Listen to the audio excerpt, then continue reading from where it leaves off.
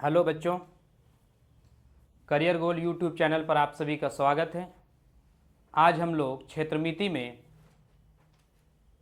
समांतर चतुर्भुज, त्रिभुज, समलंब और समचतुर्भुज के प्रश्न को देख रहे हैं और आज क्वेश्चन नंबर 13 से देखे हैं। जो इसके पहले लेक्चर नहीं देखे हैं वो क्वेश्चन नंबर 12 तक इससे पहले वाले लेक्चर को देख लें।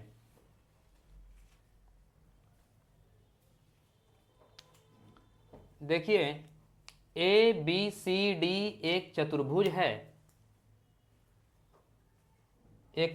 है, और शीर्ष बी और डी से विकर्ण एसी पर।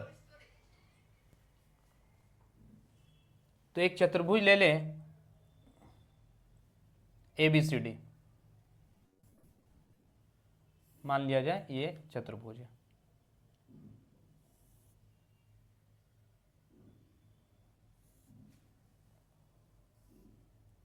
किसी तरह का भी चतुर्भुज है, ए बी सी डी है। अब देखिए, शीर्ष बी और डी से विकर्ण, बी और डी से विकर्ण खींचे, बी और डी से विकर्ण ए सी, सॉरी यहां से गलती हो गया, विकर्ण ए सी, यानी विकर्ण हमारा ए सी हो गया। विकर्ण ए सी से बी ई और डी एफ लंब डालें, तो यहां से एक लंब डालें इस पर बी ई, और डी से एक लंब डालें डी 90 डिग्री डी एफ डाले गए। यदि ए सी 16 सेंटीमीटर है, ए से सी यानी ये वाला लंबाई हमारा 16 सेंटीमीटर है, और डी एफ, डी से एफ 8 सेंटीमीटर, और डी से ई 6 सेंटीमीटर यहां बी से ई होगा, बी से ई 6 सेंटीमीटर है, और डी से एफ 8। तो चतुर्भुज का क्षेत्रफल निकाले, इसका क्षेत्रफल निकालना है। तो देखिए, चतुर्भुज ए बी सी डी का क्षेत्रफल जो होगा वो त्रिभुज ए बी सी के क्षेत्रफल और त्रिभुज ए डी सी के क्षेत्रफल के योगफल के बराबर होगा। तो चतुर्भुज ए बी सी डी का क्षेत्रफल त्रिभुज ए बी सी का क्षेत्रफल, सी का क्षेत्रफल प्लस त्रिभुज ए डी सी का क्षेत्रफल, ए डी सी का क्षेत्रफल के बराबर होगा। तो देखिए, त्रिभुज ए बी सी का क्षेत्रफल, ए बी सी का क्षेत्रफल 1/2 आधार, तो ए बी सी का क्षेत्रफल में आधार हमारा ए सी होगा और ऊंचाई परपेंडिकुलर हाइट यानी शीर्षलंब हमारा बी ई होगा। तो आधार ए सी, ऊंचाई बी से ई, प्लस त्रिभुज ए डी सी में 1/2, और इसमें भी आधार हमारा ए सी होगा और ऊंचाई डी एफ होगा।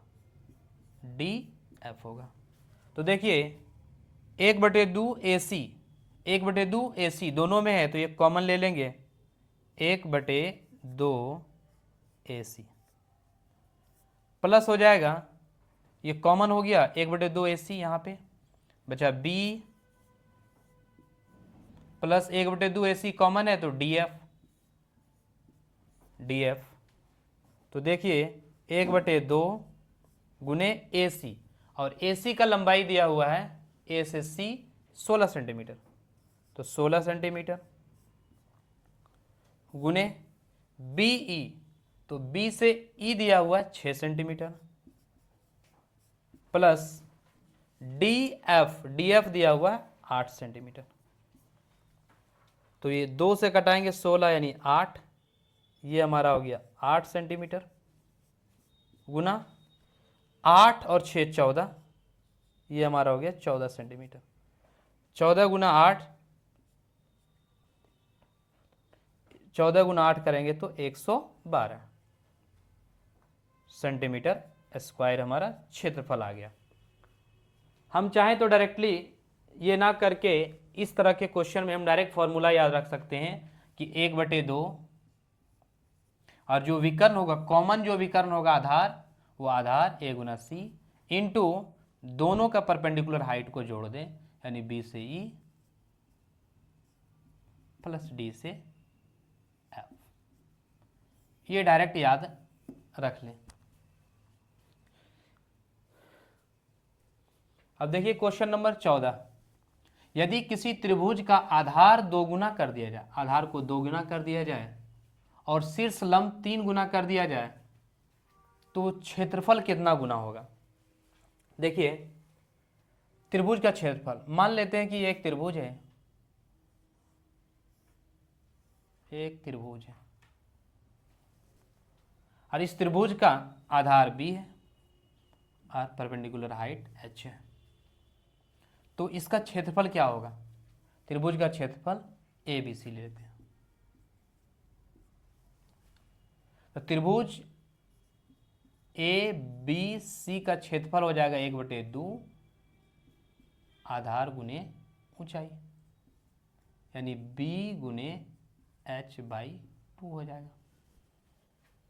लेकिन अगर आधार को 2 गुना कर दें फिर से, तो आधार हमारा हो जाएगा 2b, तो फिर त्रिभुज ABC का क्षेत्रफल, नए त्रिभुज लिख लेते हैं क्योंकि एक नया त्रिभुज बनेगा।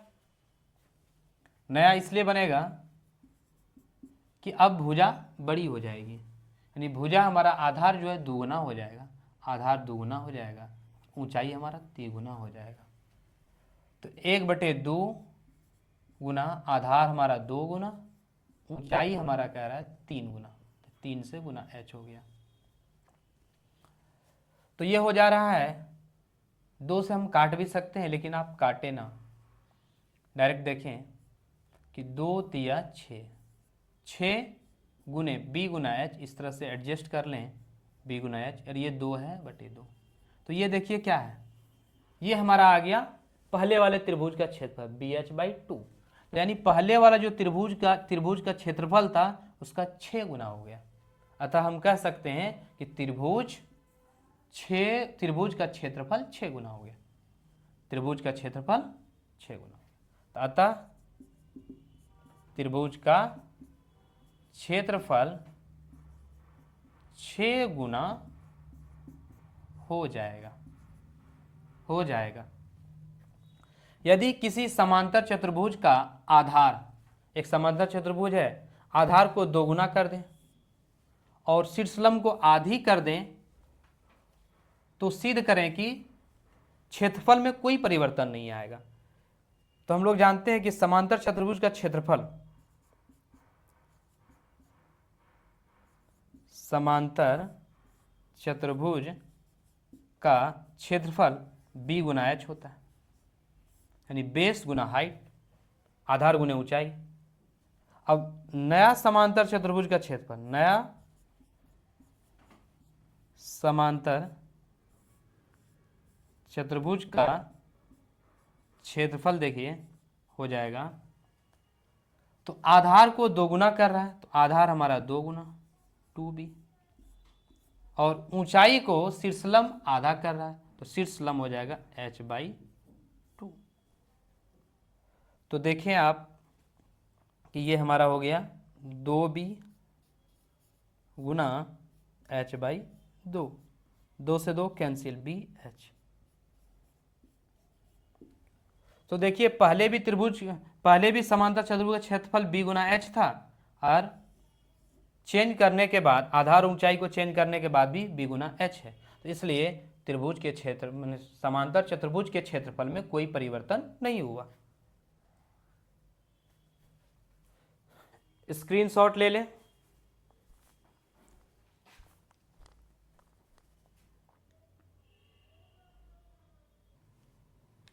देखिए निम्नलिखित चित्र का क्षेत्रफल निकालिए। नीचे दो क्षेत्रफल है, दो फिगर है, इसका क्षेत्रफल निकालना है। तो इस फिगर में हम देख रहे हैं कि यहाँ से लेकर पूरा लंबाई 6 सेंटीमीटर है, और देखिए ये 1 सेंटीमीटर है, इधर भी 1 है, तो 1 सेंटीमीटर माइनस कर देंगे, इधर से भी 1 सेंटीमीटर, तो ये बीच का बचता है हमारा 4 सेंटीमीटर। 4 सेंटीमीटर। और देखिए ये भी हमारा दिया हुआ है 4 सेंटीमीटर, यानी ये भी 4 सेंटीमीटर और ये भी 4, ये भी हमारा 4 दिया हुआ है और ये भी हमारा 4 दिया हुआ है, यानी बीच का हमारा एक वर्ग बन गया। अगर यहाँ से इसको ABCD ले लें, ABCDEF का क्षेत्रफल निकालना है हमें।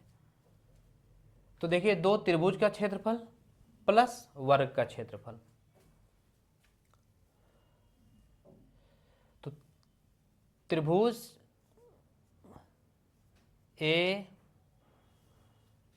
तो त्रिभुज AEF का क्षेत्रफल, AEF का क्षेत्रफल 1/2, आधार हमारा AE हो जाएगा, और ऊंचाई हमारा यहाँ पर ABCDEFG ले लें और ये H, तो FG हो जाएगा, FG। तो ये हमारा हो गया 1/2, A से E 4 सेंटीमीटर गुना F से G 1 सेंटीमीटर, तो 2 से कटाएंगे 4, 2 गुना 1 2 सेंटीमीटर स्क्वायर। त्रिभुज BCD का क्षेत्रफल देखें, त्रिभुज BCD का क्षेत्रफल, तो BCD का क्षेत्रफल हो जाएगा 1/2 गुना आधार B से D, और ऊंचाई हो जाएगा H से C, जो कि 1/2, आधार हमारा BD 4 है, ऊंचाई 1 सेंटीमीटर, तो 2 से घटाएंगे 4, ये भी हमारा 2 सेंटीमीटर स्क्वायर आया। अब देखिए वर्ग ABDE का क्षेत्रफल, ABDE का क्षेत्रफल, ये हो जाए वर्ग का क्षेत्रफल होता है भुजा गुना भुजा, भुजा गुना भुजा का स्क्वायर, यानी या तो ऐसे करें AB गुना BCD, तो ये भी हमारा 4 सेंटीमीटर है और ये भी हमारा 4 सेंटीमीटर, तो 16 सेंटीमीटर स्क्वायर। इसलिए चित्र ABCDEF का क्षेत्रफल बराबर त्रिभुज AEF, त्रिभुज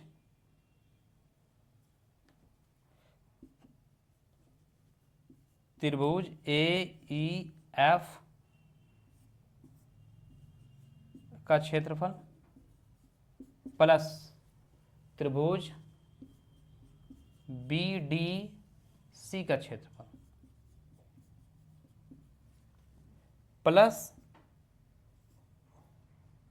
चतुर्भुज यानी वर्ग ABDE का क्षेत्रफल, ABDE का क्षेत्रफल।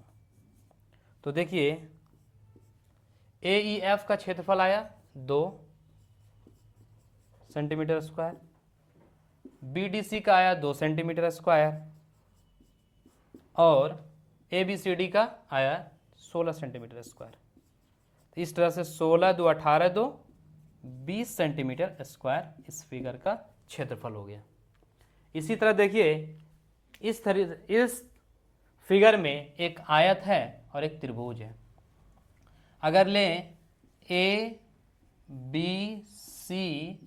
लें और ये E, तो E से यहाँ पर देखिए एक परपेंडिकुलर लें EF, तो ऊपर तो हमारा हो जाएगा आयत का क्षेत्रफल ABCD का, और ये हमारा एक त्रिभुज बन रहा है, त्रिभुज का क्षेत्रफल।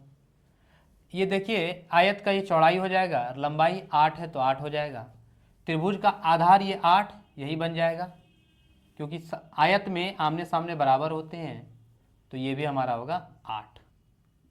आधार ऊंचाई देखिए पूरा यहाँ से लेकर यहाँ तक 6 सेंटीमीटर है, और इतना 4 है, यानी एडी यानी बीसी 4 है, तो इतना हमारा बचा 2, तो ये हो गया हमारा 2 सेंटीमीटर। अब देखिए चित्र ABCD ABCDE का क्षेत्रफल, ABCDE का क्षेत्रफल बराबर चतुर्भुज यानी आयत, आयत लिख लेते हैं, आयत ABCE का क्षेत्रफल प्लस त्रिभुज ECD का क्षेत्रफल। अब देखिए आयत का क्षेत्रफल, लंबाई को AB ले, चौड़ाई AE प्लस त्रिभुज का क्षेत्रफल 1/2, आधार E से C, ऊंचाई F से D। AB देखिए 8 सेंटीमीटर है और SE 4 सेंटीमीटर प्लस 1/2, EC हमारा आया E से C 8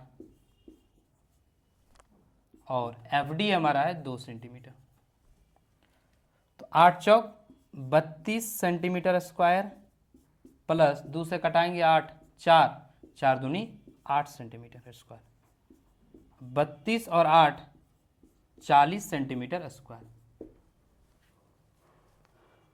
अगर आपको वीडियो अच्छा लगा हो तो लाइक करें और चैनल को सब्सक्राइब करें। Thank you for watching.